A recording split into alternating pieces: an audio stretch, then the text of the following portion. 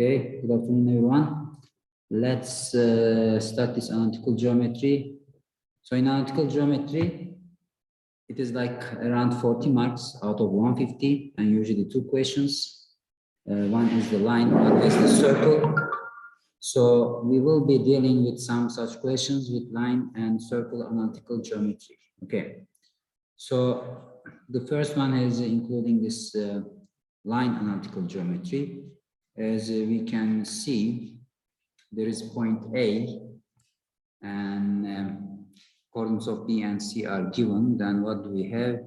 We can have a look. This F is 4 and 3 and 4 and 3. It's intercept. So all these informations are given. And M is midpoint. As you can see, those BM is equal to that BC. So all is fine with that as well. So I don't really need to look the wording, so we can just look at the question. All right, the coordinates of M, obviously it's midpoint formula. You need to get the right coordinates, both X and Y. That's full 2 marks. And we can just write them straight. What's going to be?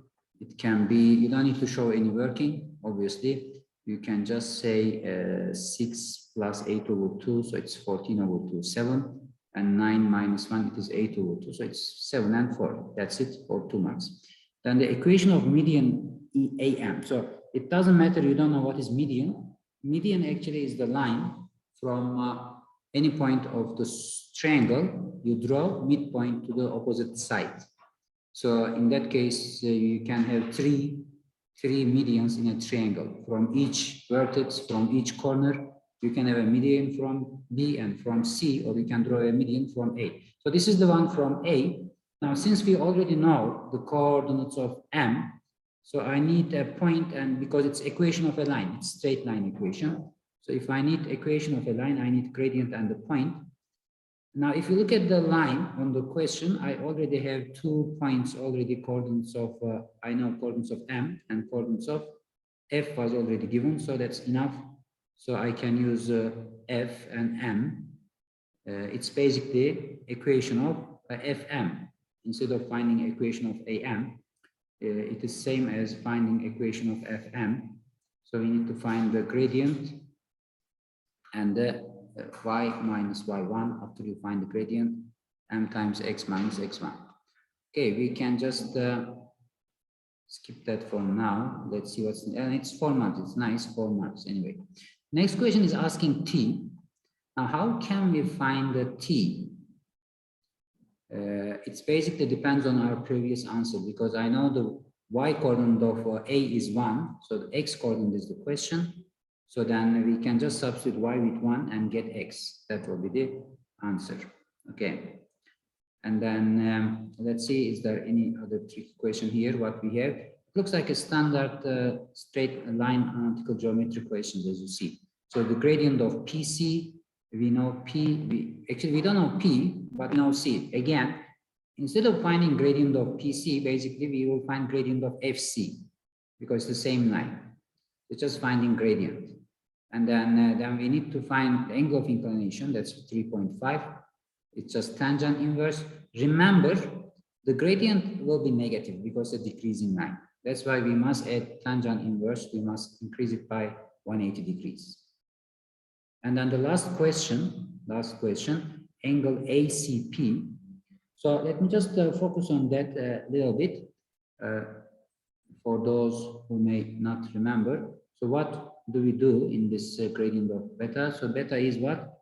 Tangent inverse of gradient PC. We already got it in the previous step, but remember we must add 180. Okay, and for the last one, actually the answer is difference between two gradients. So it is basically, the answer is going to be what? Alpha minus beta, or it may be better to use, because we have the shape, it may be better to use the diagram. So we have x-axis. Yes, we have x-axis and a line. Which line? One of the lines is coming from there, which is AC, and the other line is coming from here. So we have these two lines. And since we just need Okay, we already got that answer, that angle in the previous answer. That's beta, and we need to find the angle of inclination of this angle, which is alpha. So then it's basically angles in a triangle, because I can find that angle here, and these angles are equal vertical opposite angles. And so the angle we need to find is the third angle. So that obviously we will work with angles in triangle. Okay, so if you want me particularly solve any specific question, I just mentioned in general, this is like grade 10, 11 analytical geometry, just finding midpoint, equation of a line, and substituting the value to get P, and the gradient and angle of inclination. Yes? So 3.2, so I still don't understand. 3.2, okay, median is a straight line, okay. So what does median mean? In a triangle, we can have three medians in this case, and those three medians can be determined from each corner to the midpoint of opposite sides. So if I draw a triangle, we can have three medians. Let me draw it that side. So let's say, sorry, there's a triangle. Let's say there's a triangle here. I am just drawing any triangle, okay. So in any triangle, I can draw three medians. So don't worry about what median is. So what is median? Basically, from one corner, I can draw midpoint of the opposite side. From that one, midpoint of the other one. And from third one. So there are all three medians. And by the way, interestingly, they intersect at one point. That's the centroid of the shape. You can say gravitational point, center. Okay. So in any triangle, let's say A, B, C, I can draw three medians. So from C to K, K must be midpoint of BC, and from C to N, N must be midpoint of AB, and from B to, for example, P, P must be midpoint of AC. So there are three medians. Basically, the question is asking equation of this red line. You see equation of AM, that's it. Don't worry about what median is. What is equation of AM? So how do you find equation of a line? Remember, equation of a line, we need two things, gradient and the point. So when you are looking for equation, we must have the gradient, okay, and a point, okay. We must have the gradient, okay, M is the gradient, let me write in that way, and the point. So now the point is fine, looks like we don't have any problem with the point. So we must have the gradient, there's only one gradient, and the point. So how do you find the gradient? Basically, gradient AM is same as gradient FM. Why? Because it's the same line. Just like in the other question, see, they ask gradient PC in 3.4. I am going to find gradient FC because it's the same line. Gradient PC is same as gradient FC. Gradient AM is same as gradient FM. And can I find gradient FM? Yes, of course, because I already know the coordinates of M and the coordinates of N. So let's do that. So what is the gradient of FM? So you can say, okay, what was the coordinates of M? 7 and 4. So you can say 4 minus 3 divided by 7 minus 4. So what do you get? Gradient of the line we are looking for is 1/3. See, that's gradient. And now when you find gradient, so I can write it down that the gradient is 1/3. I know M is 1/3. After you find M, we just need to substitute in one of the points, either F or M, so we can get the answer. So how can we complete the answer? Then I'll substitute F. Okay, so I can just say Y minus 3 is equal to 1/3 times X minus 4. So I substitute the coordinates of F. So I substitute F. And that's the answer. You can just leave it alone and get the answer. Is it okay now? Equation of median AM. It's basically yes. equation of FM.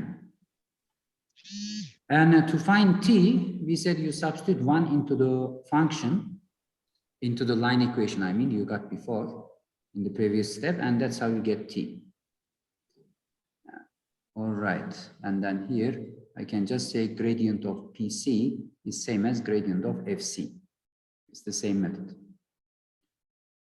Any other question here? If you look the memorandum, is there anything you didn't get? We can always answer. Okay, so I'll pass to the next one. Yes. Okay. Now, question 4. Question 4, there is a, let's have a look in detail now. Anything special? There is a quadrilateral ABED. Okay, E is here. And we know the coordinates of ABD, that's fine. And now it says one more thing, diagonals AE and BD intersect at C. Okay, just intersect. Is it a special quadrilateral? Do we know that? Not really. It doesn't say parallelogram or rectangle or anything or rhombus. It can be, but we don't know. Okay, so we can just say the diagonals are intersecting. Actually, those lines are not drawn, but we can draw it. Nothing is wrong. We can draw a line from D to E, and then another line from B to E. That's fine. So that's our rectangle. Like when we draw, it looks like square, but you know, it doesn't say. So you shouldn't, remember, you should not assume anything. Like you shouldn't assume it's a parallelogram or square or rectangle, whatever. Anyway, let's just answer what we can do. It says midpoint of BD, calculate the coordinates of C. Okay, that information is given in the question. C, we wouldn't get the coordinates of C if they don't tell us it is midpoint. So we find the midpoint of BD. Now, what's midpoint formula? The same thing. I'll just write the answer anyway. So the midpoint, let me write on the diagram. 7 and minus 1, add them. 6 over 2 is 3. And then 1 and minus 5 is negative 4 divided by 2, negative 2. So that's the answer, 3 and negative 2. So that's 2 marks, okay. Now, it says show that CA is equal to CB. Now, that is about length, okay. It's not gradient, it's not distance, I mean, it's not midpoint or anything. Whenever there is a CA and CB equal, or if they ask in ratio, we use distance formula. Now, and they gave the answer for C. You see, even if you couldn't solve 4.1, now I can use 3 and minus 2. But remember, you need to show how you get actually 4.1 if the answer is given somehow. That's why maybe we should better write how we got the answer before. How we got the answer, minus 1 plus 7 over 2. And then what? Minus 5 plus 1 over 2. So I was not going to write it, but as you see, the answer was given in the next question. If I just write 3 and minus 2, it may not be accepted because maybe I've been cheating, you know, I got the answer in the next thing and I saw, oh, let me just write the answer 3 and minus 2. That's why then I decide to write, how do I get it? If it wasn't such a case, writing answer straight, full marks, okay, that wouldn't be a problem. Now, we will use distance formula. So it's distance from CA to CE, no, sorry, CB. Okay, so yeah, it's basically a distance formula. Let's use it. I can write on that side. How does distance formula, we can work them separate, like what is CA? Inside square root, you write the differences. And what is BC? Then inside square root, you write the differences and C. And how it is going to be inside square, sum of the squares of the differences, sum of the squares of the differences of y and x coordinates. And how can I fit in inside? For AC, it is 3 minus 0, and then minus 2 minus 2. That's nice. And for BC, it is 3 minus 7, and then minus 2 minus 1. So then what do I get? The first one gives 9 plus 14, so root 25, which is 5. Actually, you can just write the answer. And the second one, 16 plus 3 again. So you get the same answer. You're just going to say, so AC is equal to BC after you have shown these calculations. Good. Now, and then it says DAB is 90. DAB is 90. So it's a perpendicular condition. It must be about the gradients. Do we know all the points and everything? Yes, it's just the best way and the shortest way with the perpendicular lines is the gradients. So I just need to, we need to show, I'm not going to do the calculations, but we need to show what gradient AD, we must find it, times gradient DB, we must find it, and their product, we have to show that gives you minus 1. Okay, then that's easy. Then you just write the conclusion. That's what we need to show. And then hence, determine the equation of circle with center C passing through A, B, E, D. Now, whenever there is such a condition, we have center at C and we have a circle passing through this quadrilateral. that means it's like a cyclic quadrilateral, which is fine, which is possible. But the good thing to know and enough is what? Is this point. Now, when I got angle A is 90 degrees. So the line opposite to A, because opposite to 90 degrees in a circle is diameter. So actually line BD is a diameter. That's why the center of this circle is C. And hence write the equation of the circle. Okay, yeah, they already tell us the center is C. So what's the question then? Oh, the question is asking write the equation of the circle. So what's the equation of a circle? We can say, oh, do we know the coordinates of C? Yes, let's just write the equation then. So it's all about x minus the x coordinate. We just write the equation of circle, x minus 3 square, and then plus y minus minus 2. So y plus 2 square is equal to r square. So what was radius? Radius was 5. Huh? Remember the whole thing, we got 5. So it's 5 square is 25. Okay, that will be the answer then. And then calculate the gradient of BC, radius of the circle. I can skip that one. That is kind of easy now. Just find the gradient formula, nothing is wrong. Now, equation of tangent. That's a bit different now. What is equation of tangent at B? So it's line equation. This is a line equation, but we must find the gradient of tangent, we must know, is equal to actually gradient of tangent times the radius. What is radius? Because it is at B, gradient of BC, that must be minus 1. So basically, to be able to get my gradient, it's minus 1 over of gradient BC. So I'll find gradient BC, so then I can find gradient of tangent, and I know the point. That wouldn't be a problem. Okay, and finally, such questions, they ask you explain why the thing is a rectangle. Now, it's all about understanding the properties of rectangle, okay? Now, what makes this shape a rectangle? So what's a rectangle? The opposite angles, I mean, all the angles must be 90 degrees. And then we can we say that? We can say that the diagonals are bisecting each other. We can say that, yes, nothing is wrong. So we can basically write the properties of rectangle, but the ones that we got in this shape, okay? So we can say all the angles, all the interior angles are 90 degrees. We can say diagonals are equal in length. That makes it rectangle. The other properties are fine, like what? For example, opposite sides parallel, that's in a parallelogram as well. We have to write something different which rectangle has, okay? I shouldn't say opposite angles are equal, because opposite angles are equal in a parallelogram as well, or opposite sides are equal in a parallelogram as well. So I have to write something different, and these are the extra properties of rectangle.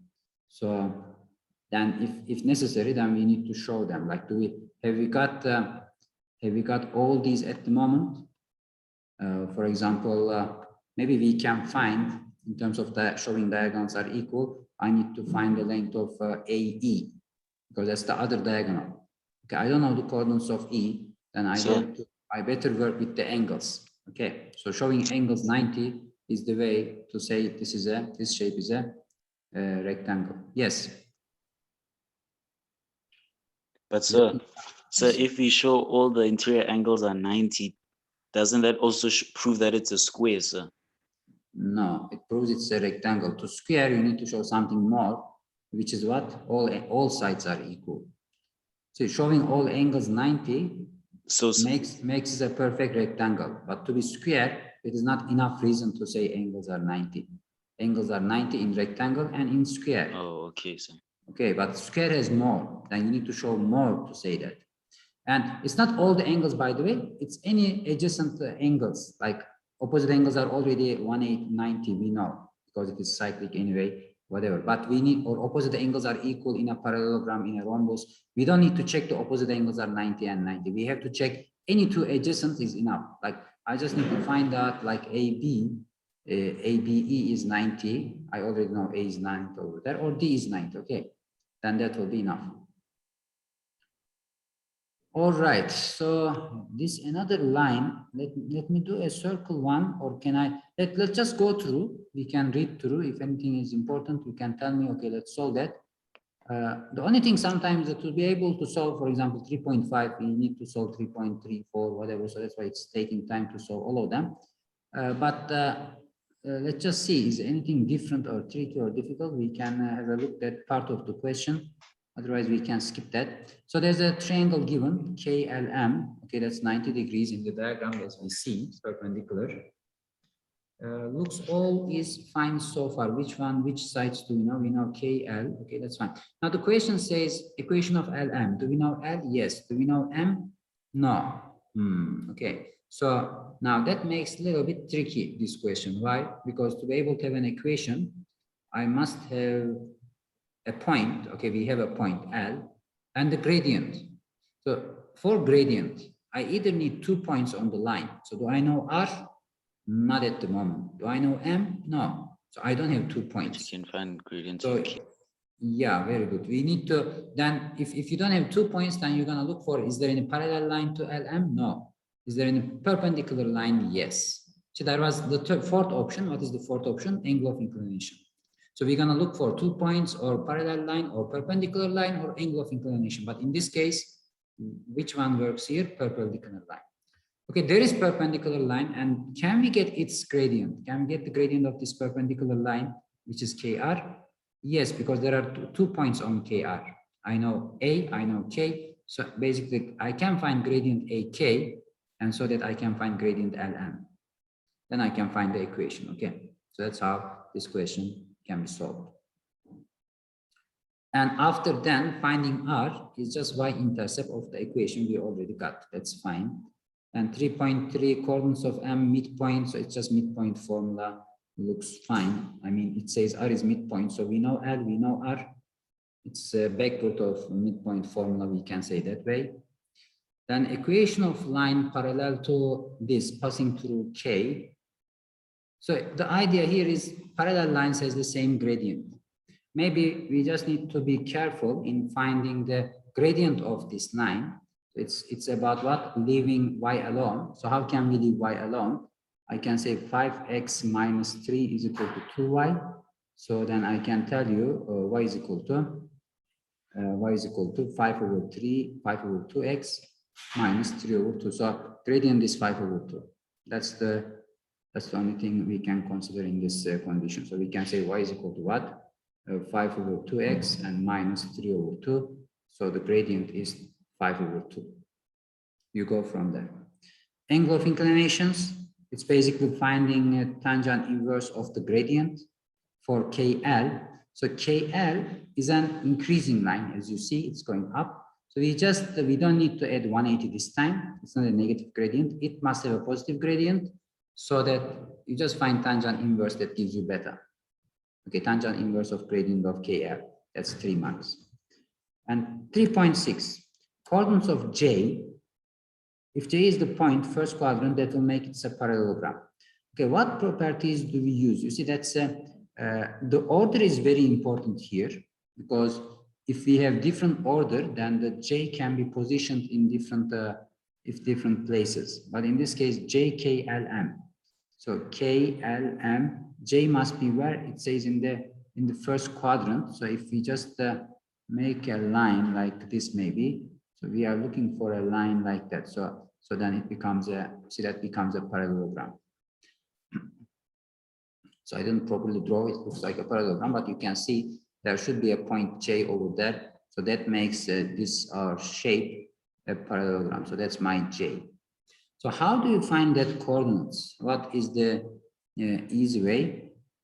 Now, do we know coordinates of M? Okay, we already got in 3.3.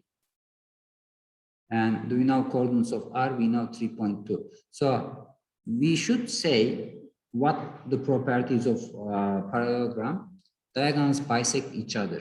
So midpoint of MK is midpoint of LJ. So that's what we are going to use. Let me write it there. So with what are we going to use that? Midpoint of Km. Remember, we already know K and we already know M. We got it in the previous answer. So that midpoint will be same as midpoint of JL. So that is how we will get the coordinates of J.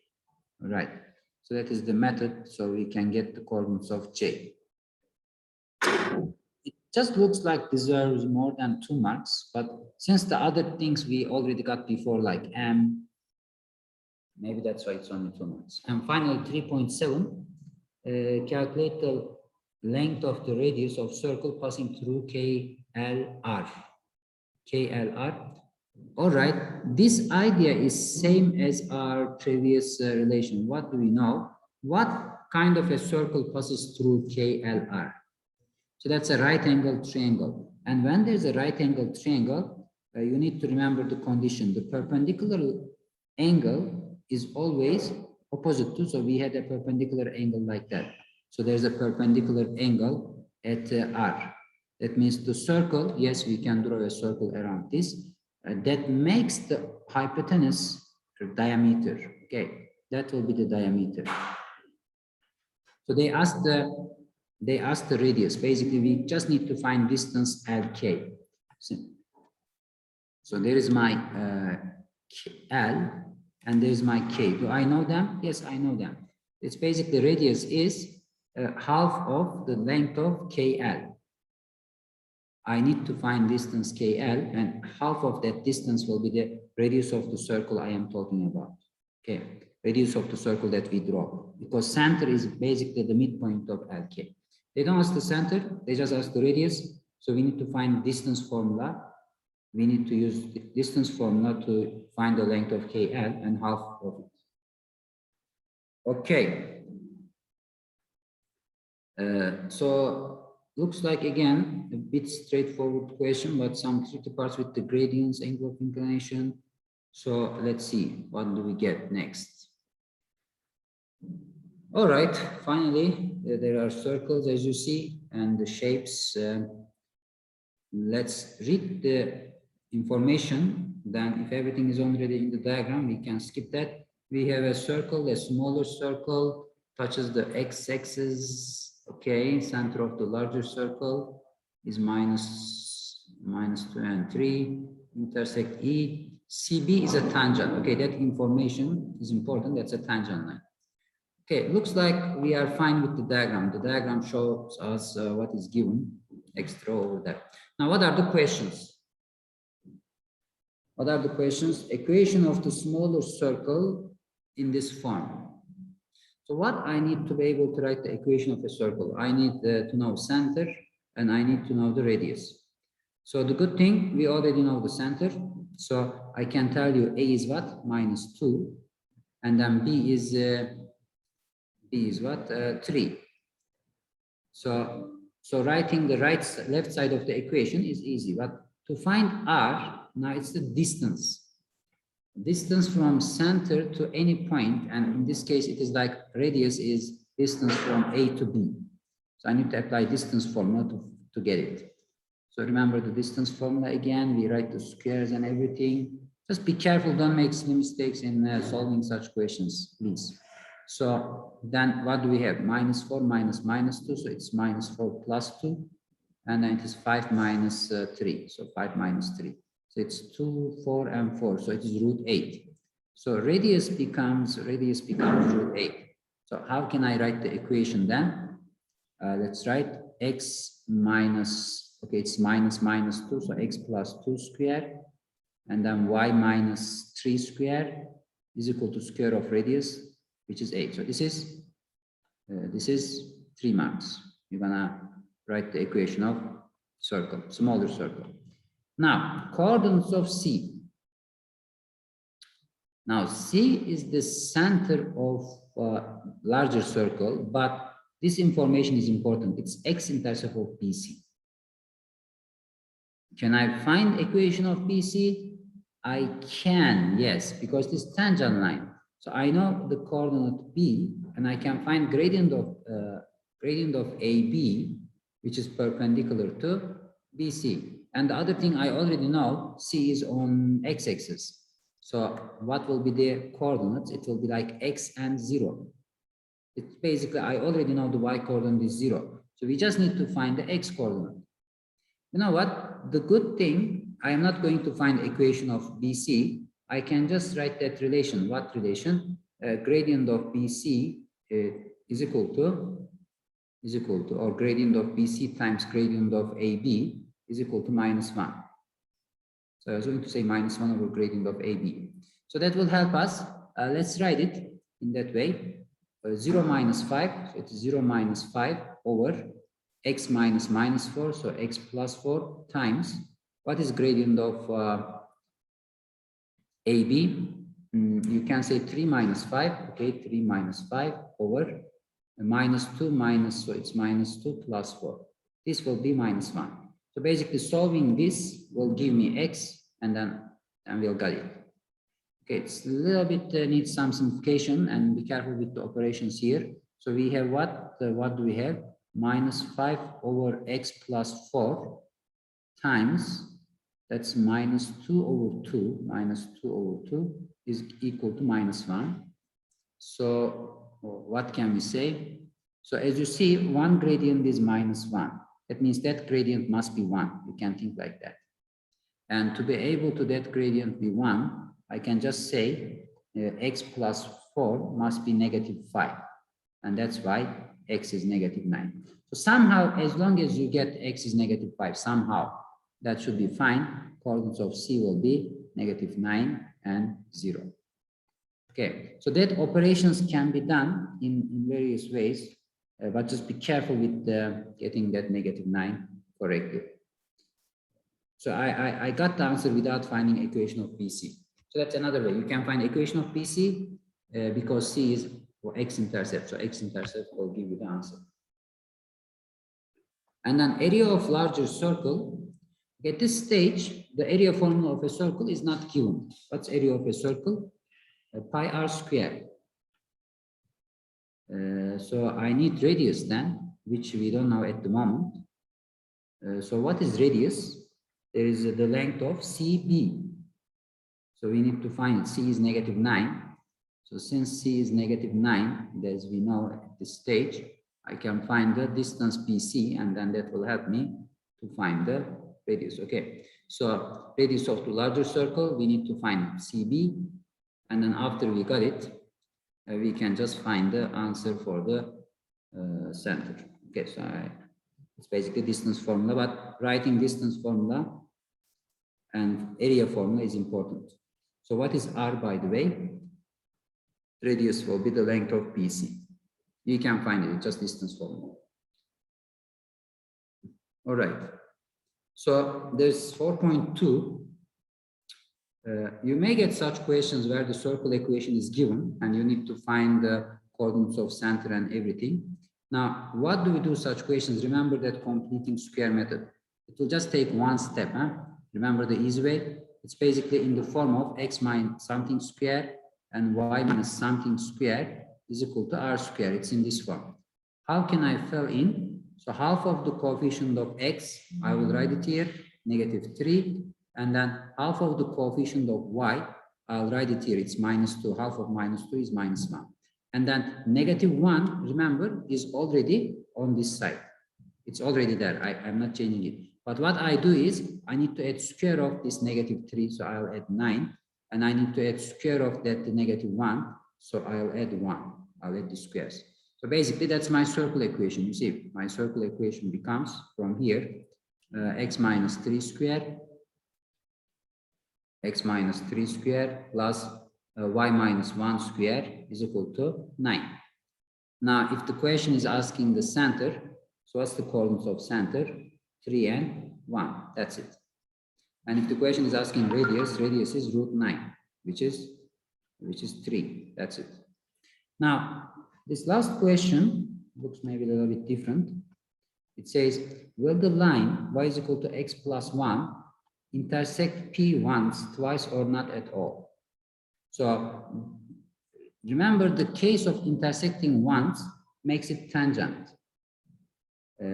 So there were the 3 cases. So motivate your answer with everything. So now, what are the possible conditions? We have a circle equation, yes. And then the circle and this line may not intersect at all, or the circle and this line may intersect once. So this line may be a tangent, yes. Or this line may be intersecting twice. So maybe we have a line and it is intersecting twice. So basically, it is number of solutions when we solve these equations of the line and the circle simultaneously. Okay, so that's what we're gonna do. Solve simultaneously. It's just like paper one question in equation question in paper one.